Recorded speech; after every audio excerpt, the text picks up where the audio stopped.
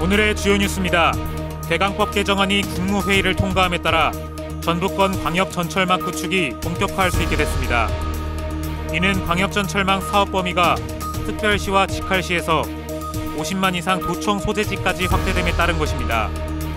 이에 따라 전북도와 익산시는 국토부와 협의해 국가계획반영과 예비타당성 조사 추진 등 후속 절차에 속도를 낼 방침입니다. 고체와 액체, 기체 외에 제4의 물질로 불리는 플라즈마를 활용한 기업 맞춤형 기술 개발이 본격화할 전망입니다. 새만금 플라즈마 기술연구소는 지역 기업과 맞춤형 연구 개발을 진행해 산업 구조를 고도화하기로 했습니다. 또 군산시와 함께 AI 기반 플라즈마 통합 솔루션 센터 설립을 추진하고 있습니다. 시청자 여러분 안녕하십니까? 4월 15일 화요일 종합뉴스입니다.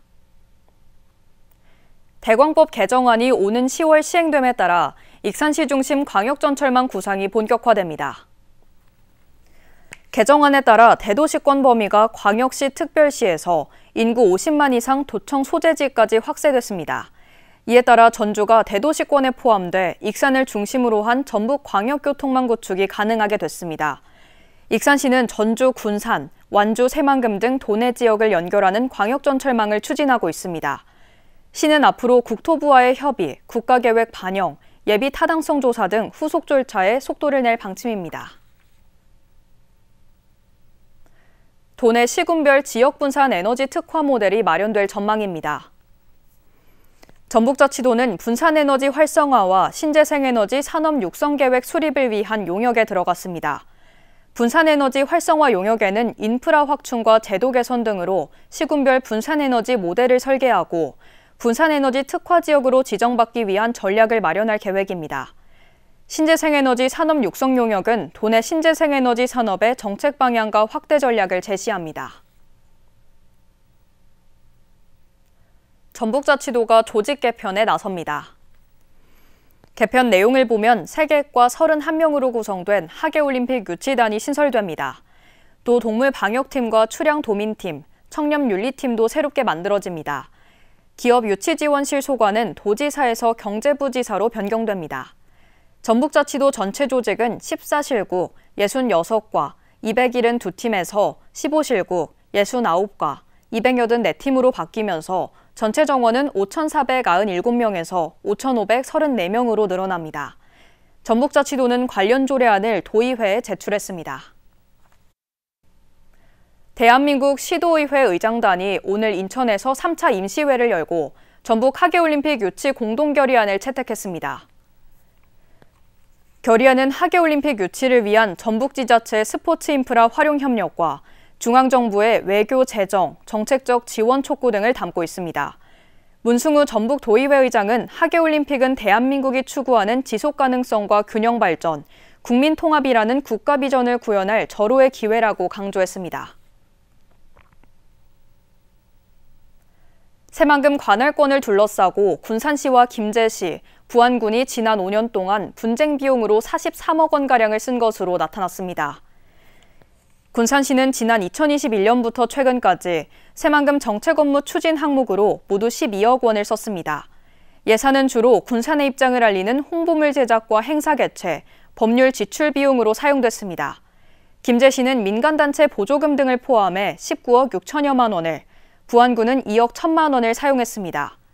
게다가 새 시군이 올해 쓰기 위해 편성한 예산도 10억여 원입니다. 민주당 경선 일정이 최종 확정됐습니다. 민주당은 내일 충청권을 시작으로 영남권과 호남권, 수도권, 강원, 제주 등을 묶어 4개 권역에서 순회 경선을 치르게 됩니다. 호남 경선은 오는 26일 광주 김대중 컨벤션 센터에서 진행됩니다. 민주당 대선 후보는 권리당원 50%와 국민여론조사 50%가 반영돼 오는 27일 확정됩니다. 조기 대선에서 전북은 조용한 선거를 치르게 됐습니다. 민주당은 촉박한 대선 일정 때문에 어쩔 수 없다며 전북과 전남을 호남으로 묶어 광주에서만 순회 경선을 진행하기로 했습니다. 또 국민의힘은 순회 경선 없이 미디어 선거로 진행하기로 했고 진보당도 광주에서만 유세 활동을 진행하기로 했습니다. 조국혁신당은 대선 후보를 내지 않기로 했습니다.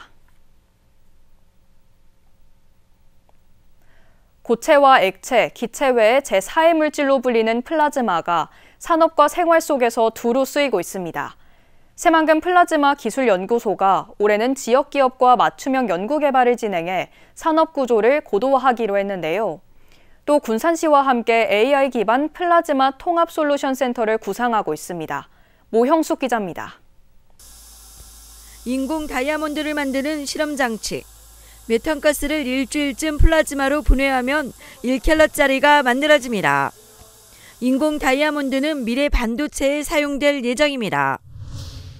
전기를 가지고 플라즈마 불꽃을 만들어 폐기물로 열분해하면 합성가스가 나오고 연료전지에 넣어주면 전기가 생산됩니다. 제4의 물질이자 이온화된 기체를 일컫는 플라즈마. 지난 2012년 군산에 둥지를 튼 플라즈마 기술연구소가 플라즈마를 응용한 다양한 기술을 개발해왔습니다. 반도체와 에너지, 환경, 의료 분야 등에 폭넓게 활용되며 미래 지향적 기술로 평가받아 왔습니다. 군산시와 연구소가 올해 처음 군산의 기업과 제품 개발을 위해 맞춤형 연구 개발을 시범 운영합니다. 기업이 요구하는 신기술을 개발해 산업 구조를 고도화하겠다는 건데 3대 1의 경쟁률을 보일 만큼 치열합니다. 군산 지역에 있는 기업들하고 협업을 해서 기술 개발하는 일을 하려고 합니다. 그래서 저희가 이제 사전 설명회를 했는데 한 14개 정도 수요 조사가 들어왔고요. 저희가 올해는 한 5개 정도 원래 기업을 지원하려고 했었는데 이를 바탕으로 AI 기반 플라즈마 통합 솔루션 센터도 구상하고 있습니다. 솔루션 센터는 초격차 기술 확보와 장비 자립화를 위한 집적화 단지로 내년 예산에 반영될 수 있도록 정부와 협의를 진행하겠다는 계획입니다. AI 기반의 플라즈마 통합 솔루션 센터 구축 사업입니다. 어떻게 보면 기업도 유치하고 연구자의 수요를 반영해서 군산시가 플라즈마 산업의 클러스터가 될 수 있도록 무궁무진한 플라즈마 기술 운용, 또 다른 성장 동력으로 기대를 모으고 있습니다. KCN 모형숙입니다. 새만금 신항과 군산항의 원포트 통합을 요구하는 군산 시민들의 뜻이 해양수산부에 전달됐습니다. 군산시의회 새만금 특별위원회는 어제 해양수산부를 방문해 12만 명의 시민 서명부를 전달했습니다. 특위는 서명 전달에 앞서 해수부 청사 앞에서 군산항과 신항의 원포트 무역항 지정을 촉구하는 성명서를 발표하고 정부에 조속한 결단을 요구했습니다. 서명운동은 지역단체가 힘을 모아 지난 2월 말부터 3주 동안 진행됐습니다. 전북자치도가 2,522억 원 규모의 추경 예산을 편성했습니다. 이는 올해 본 예산보다 2.6%가 늘어난 것으로 민생경제 대응과 올림픽 유치에 중점을 뒀습니다. 지역사랑 상품권 발행 규모를 기존 8,600억 원에서 1조 3천억 원으로 확대할 계획입니다. 또 농어촌 인력 부족 해소를 위해 외국인 계절 근로자 수를 3,500명에서 4,500명으로 확대합니다. 또 하계올림픽 유치를 위해 전주시와 재정을 부담해 공동 대응합니다. 이번 추경은 도의회를 거쳐 다음 달 7일 확정됩니다. 전북자치도 교육청이 추경 예산을 편성해 도의회에 제출했습니다. 추경 예산은 1,506억 원 규모로 올해 본 예산보다 3.3%가 늘었습니다. 주요 사업을 보면 독서 인문교육 62억 원, 전북형 AI 서비스 구축 50억 원, 다문화 교육 19억 원, 학교 안전관리 강화 20억 원, 학교시설 환경 개선 270억 원 등입니다. 익산 어양동 마한로 일대에 송전탑 사기가 사라졌습니다. 오임선 의원에 따르면 송전탑 철거와 함께 고압선 지중화 작업이 완료되면서 주거 환경 개선 등이 이루어졌습니다. 지난 1998년 지어진 영등변전소의 송전탑은 인근 아파트 학교와 인접해 안전사고 발생을 우려하는 어양동 주민들의 철거 요구가 잇따랐습니다. 익산시가 악취 대응 민관협의회를 열고 악취 관리에 나섭니다.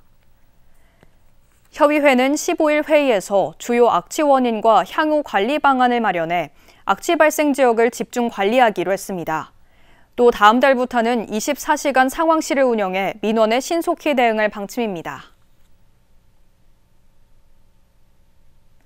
군산 옥도면 대장도에 멸종위기 야생생물 2급인 석고기 이식됐습니다.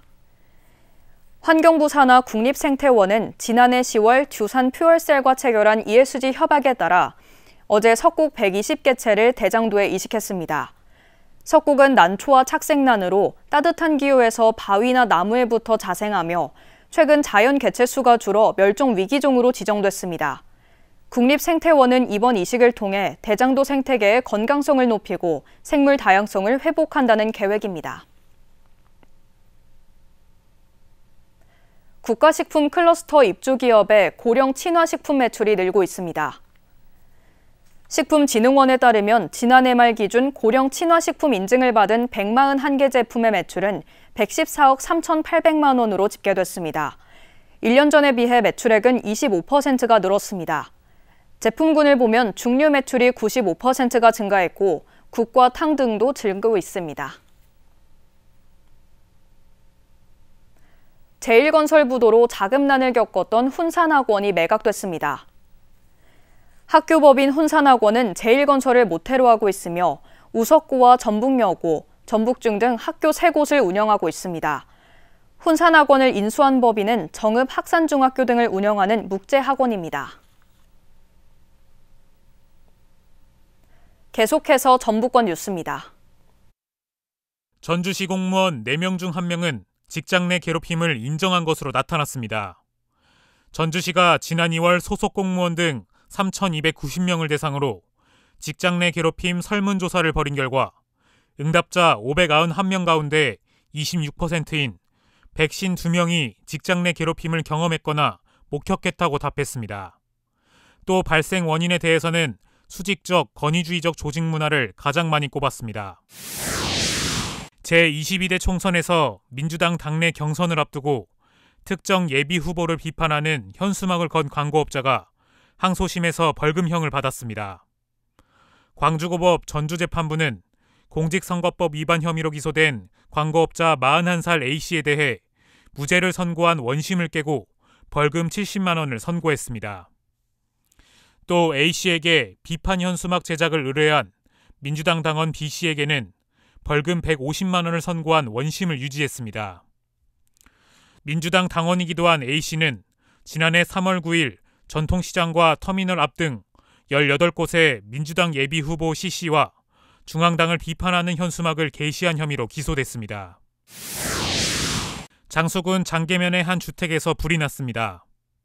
전북자치도 소방본부에 따르면 15일 새벽 1시쯤 장수군 장계면의 한 주택에서 불이 나 홀로 지내던 90대 할머니가 숨진 채 발견됐습니다. 목조 건물이었던 주택은 이번 불로 붕괴됐습니다. 경찰과 소방당국은 정확한 사고 경위를 조사하고 있습니다. 지금까지 전북권 뉴스 금우빈입니다. 도교육청이 탄소중립 실천 중점학교를 확대합니다. 도교육청은 올해 탄소중립 중점학교로 지난해보다 37곳이 늘어난 77곳을 지정했다고 밝혔습니다. 해당 학교는 규모에 따라 최대 1,200만 원이 지원될 예정입니다. 해당 학교에서는 교육과정과 연계한 탄소 저감 교육과 전문가 특강 등이 이뤄집니다. 익산시가 올해 첫 다이로움 취업 박람회를 열었습니다. 시에 따르면 박람회는 청년 봄을 잡다라는 주제로 지역 강소기업과 선도기업, 인턴 지원 사업 등 11개 기업이 참여해 1:1 맞춤형 현장 면접을 진행했습니다. 시는 올해 짝수달마다 취업 박람회를 정기적으로 열 계획입니다. 군산시가 중소벤처기업부의 동네 상권발전소 전략수립형 사업대상지로 선정됐습니다. 중소벤처기업부는 어제 동네 상권발전소 사업대상지로 전략수립형 9곳, 네트워크형 7곳 등 모두 16곳을 선정했다고 밝혔습니다. 선정된 컨소시엄에는 국비와 지방비를 포함해 최대 1억 5천만 원이 지원됩니다. 시는 이 사업을 통해 골목 상권의 역사성과 생활문화를 담은 기록을 축적하고 콘텐츠 개발과 공간 재구성을 통해 상권 경쟁력을 높일 계획입니다. 국립군산대학교가 농림축산검역본부의 병해충 예찰조사 기관으로 지정됐습니다. 군산대와 농림축산검역본부는 올해 식물 병해충 정보 공유와 예찰 인력 양성 등 국가검역에 필요한 중요 업무를 진행합니다. 또 군산대는 검역본부에서 수행되는 도내 외래 병해충 유입 확산 차단과 비례해충 유입 우려 지역인 군산항 등의 예찰 활동을 강화할 예정입니다. 한편 군산대는 지난 2018년부터 검역 예찰 사업 등을 수행해 왔습니다. 부산에서 여자친구를 흉기로 찌르고 도주한 40대 남성이 경찰의 공조로 익산에서 붙잡혔습니다. 익산경찰서에 따르면 부산 사하경찰서로부터 공조 요청을 받아 지난 14일 오후 2시 55분쯤 한 당구장에서 A씨를 붙잡았습니다. 살인미수 혐의인 A씨는 같은 날 새벽 1시 50분쯤 부산 사하구의 한 건물에서 여자친구를 흉기로 찌르고 달아났습니다. 군산의 한 화학업체에서 불이 나 15분 만에 큰 불길이 잡혔습니다. 군산 소방서에 따르면 어제 오후 4시 42분쯤 군산 소룡동의 한 화학업체 휴게 공간에서 불이 났습니다. 당시 공장에 있던 자체 소방대가 소화기 등을 이용해 불길을 잡았습니다. 소방당국은 컨테이너 형태의 휴게 공간에서 불이 났고 인명피해는 없다며 화재 원인을 조사할 예정입니다. 익산시 체육회가 전북자치도 체육회와 정책 간담회를 가졌습니다. 시체육회는 간담회에서 체육시설 보완과 생활체육 동호인 프로그램 예산 확보, 학교생활 체육 활성화 등을 건의했습니다. 정강선 전북체육회장은 하계올림픽이 국내 유치 도시로 선정되는데 지역 체육인이 하나 되어 지원해주신 덕분이라며 간담회에서 나온 의견에 대해 시행될 수 있도록 노력하겠다고 밝혔습니다. 군산 K관광섬을 주제로 한 신춘문예 공모전이 열립니다. 군산시에 따르면 이번 공모전은 오는 25일까지 초단편시를 작성해 군산 K관광섬 공식 인스타그램에 댓글을 남기면 됩니다. 초단편시는 30자 이내의 짧은 시로 이번 공모전은 K관광섬 다다리 이벤트의 두 번째 행사로 마련됐습니다. 새만금 개발청이 새만금의 한 줄 제한 공모전을 엽니다. 개발청은 이번 공모전에서 새만금 하면 떠오르는 첨단 전략 사업, 친환경 탄소 중립, 글로벌 식품 허브 등 다양한 아이디어를 받을 예정입니다. 국민 누구나 다음 달 말까지 소통24 누리집에 설문조사에 들어가 접수하면 됩니다. 참여자 중 50명을 추첨해 만원 상당의 기프티콘을 증정하고 우수 아이디어는 신규 사업과 정책 발굴에 활용됩니다. 지난해 공모에서는 290여 건이 접수돼 새만금 브랜드 웹툰 연재 등 30여 개가 선정됐습니다. 익산시 정신건강복지센터와 중장년 기술창업센터, 신중년 일자리센터가 중장년의 정신건강 증진을 위한 업무 협약을 맺었습니다. 익산시에 따르면 이들 기관은 중장년 정신건강 고위험군 발굴, 심리지원 상담 등을 진행하기로 했습니다.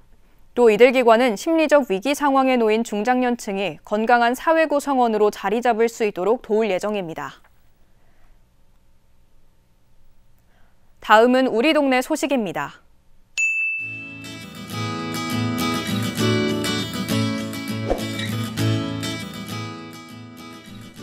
중앙동 주민자치회는 주민자치회 위원과 주민들을 대상으로 인공지능 활용 역량을 강화하기 위한 주민자치 학교를 운영했습니다. 이번 교육은 챗 GPT를 활용한 문서 작성과 예산 회계 자동화 등의 내용을 담았습니다.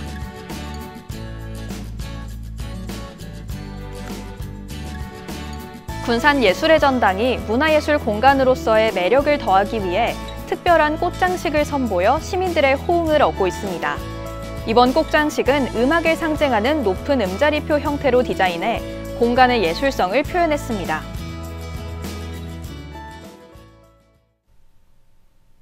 이어서 내일의 날씨입니다.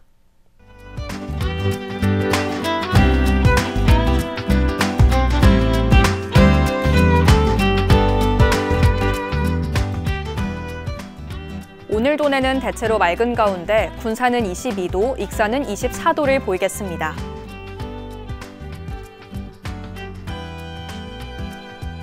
도내는 1도에서 24도로 일교차 큰 날씨가 이어지겠습니다.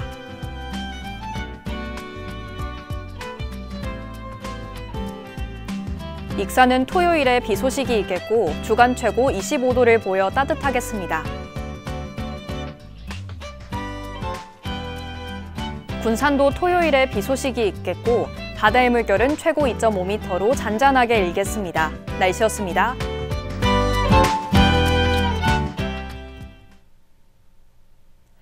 이상으로 KCN 종합뉴스를 마칩니다. 정확한 보도로 늘 함께하겠습니다. 시청해주신 여러분 고맙습니다.